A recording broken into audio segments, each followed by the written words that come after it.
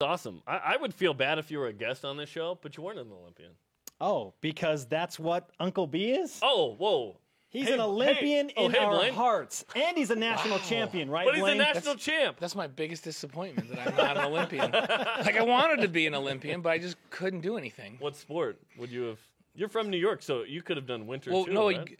I couldn't even throw the javelin in high school because somebody tried to catch one, I guess, at some point, and they didn't have javelin when I was in high school. Except for we'd go over the border and play against Sayre High School on the other side in Pennsylvania, and I would throw the javelin then. I think that was I should have been an Olympic javelin thrower. Yeah. But because somebody tried to catch one time and was injured, New York banned the javelin, and Why would you try and catch it?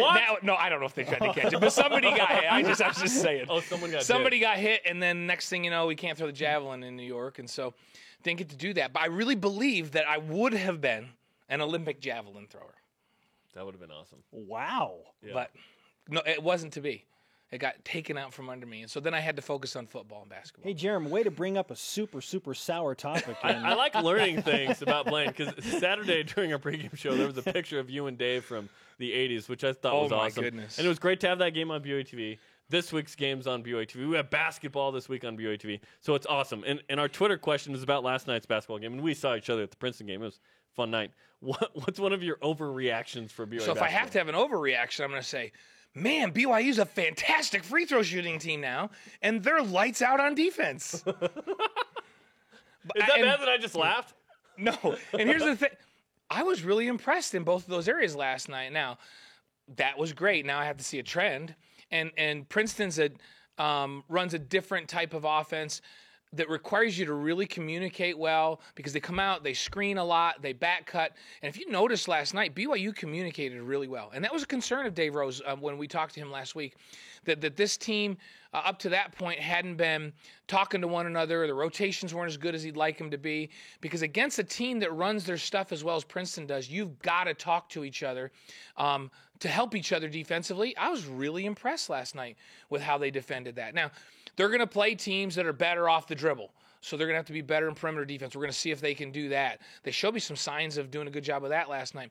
They're going to play some bigger teams. They're going to play a lot of bigger teams that are going to put more pressure on the bigs, and we're going to have to see if those bigs can defend on the ball against other bigs without fouling and stay in the game. So, but, I mean, coming away from last night, I was really excited with the way they played defense. And I thought their effort level was much higher than we had seen in the exhibitions and in the blue and white scrimmage. It was a real game, and they knew that they were playing against a very good team. Remember, this Princeton team was very good last year, and they had 99% of their scoring and rebounding back. They had 13 guys back. One of the most experienced teams in the country. They're picked to win the Ivy League. And remember, last year, they lost by one game in the league race to Yale, who went and beat Baylor in the opening round of the NCAA tournament. The Ivy League, and I've done a lot of games in the Ivy League over my years with NBC, that's a very good basketball league.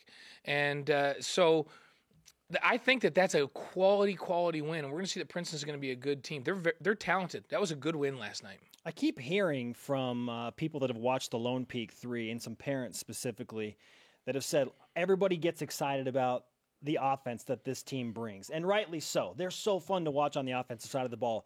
But Quincy Lewis made it kind of his mantra as the coach at Lone Peak High School, and now he's at BYU, to make them good defensively. And so he's like, that gets overlooked a lot because they're so good offensively, but they pride themselves on communicating well defensively, so I'm glad you brought that point up. Yeah, and you know what? It's an interesting thing because if you watch those guys play together, they were very good defensively. But in high school, they were athletically the three best people on the floor in almost every game. Not when they went and played in tournaments in Chicago or in Miami. Then you had to see if they had the sustainable effort to be good defensively. So they showed flashes of it in high school. But it's a hard transition to come from high school and be really good defensively at the college level, because now you play guys with the same or better quickness than you. They have the same length that you have. And so now it becomes the really good defenders not only have those physical skills, but they're very tough mentally and can sustain defensive effort for a full game. And so that's what I'm waiting to see. And I've talked to Quincy and talked to Dave. They're capable of doing that. I was really impressed with the way they played last night. Now I want to see a sustained effort against different types of offenses that will attack them in different ways. Can they play that consistently defensively? Because I don't have any question this team can score with anybody. Did the bar just get raised on Eric Meek for this season after last night? That I'm telling you, is that as good a return missionary right off his mission first game performance? I mean, he looked Awesome. He was clearly the best player on the floor, and he looks like I looked at him last night. So you want a big overreaction because we have to wait and see. But I went, this guy can play in the NBA.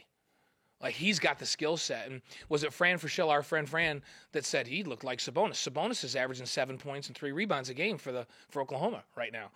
So, and I think he's more athletic than Sabonis. So he looked good. He looked aggressive, like he went after rebounds. Dave Rose wanted to see him rebound out of his area because as a freshman, he was really good. If the ball came off his side, he was going to clean the glass. But if it came off the other side, that's where Collinsworth was phenomenal, rebounding out of his area, going and tracking down rebounds.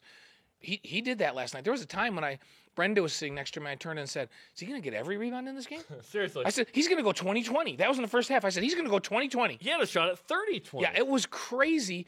And that rebounding's a mindset too. And Eric Mika showed me a lot last night. He defended well. He rebounded well. Now he's the biggest guy on the floor. And I was impressed that he and Yoli were able to play pretty well without getting in foul trouble. Now, Princeton doesn't have the bigs to go in, and so a lot of their defense last night was help defense. But we've seen them get in foul trouble in that situation before, and they did not last night. So I come away from last night's game, and I go, okay, this team maybe can be a little bit better than they thought they were, because I wasn't sure about the defensive component, but they showed me some things last night to give me some excitement that they can play defense. All right, Blaine, let's finish with a football question. How do you gauge success for BYU on the gridiron when they are a 30-point favorite against UMass? I know it's hard. It's hard to give yourself some. What are the goals? Obviously you want to win by 30 plus if you're 30 plus point favorite. But to me, it's more than that. Teams that are really good love to play. Not only do they love to play, they love to practice. So they don't come out against inferior teams and start slow.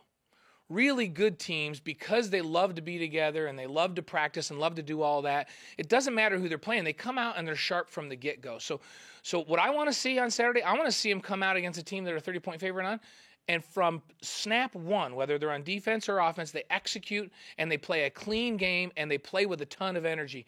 If they can do that, then they'll impress me. And that's really the only thing that will impress me, because they should beat this team by 30 points. And UMass has better athletes. If you were to go with the 22 starters and compare them to Southern Utah has some good athletes, especially at the skill positions. But if we went across the board, they have more athletes than Southern Utah does. They just haven't been able to put it together, but they've stayed close with a couple of talented football teams. So that has to have, if they watch those guys in film, that'll get the attention of the players. They're watching the guy they're going to play across from. They're going to go, I don't understand why these guys aren't better, because they're athletically, they look like they're pretty good. Now, I think UMass coming across the country and playing in elevation and all that, I think it's going to be a struggle. But so let's judge the first 5 minutes of this football game. If BYU's unbelievably sharp and playing with energy and passion, even though they know they're a 30-point favorite, then I'll be impressed with what they bring this Saturday. Fantastic stuff, Blaine. You can see more from Uncle B on After Further Review tonight. Also, he'll be on the call on Thursday for BYU basketball against Coppin State, and then double dipping on Saturday. Saturday's crazy day. Yeah, football and basketball. We'll just do one and walk across the street and do the other. That'll be fun. It's a good thing you live in Provo. That's what life wanted. is. Yeah. What else would we want to do on a Saturday? We just BYU talk football and basketball all day Yeah. long. That's what we got to do. Let's go. Coming up on BYU Sports Nation, we are joined by the man behind BYU's cross-country success. Holler!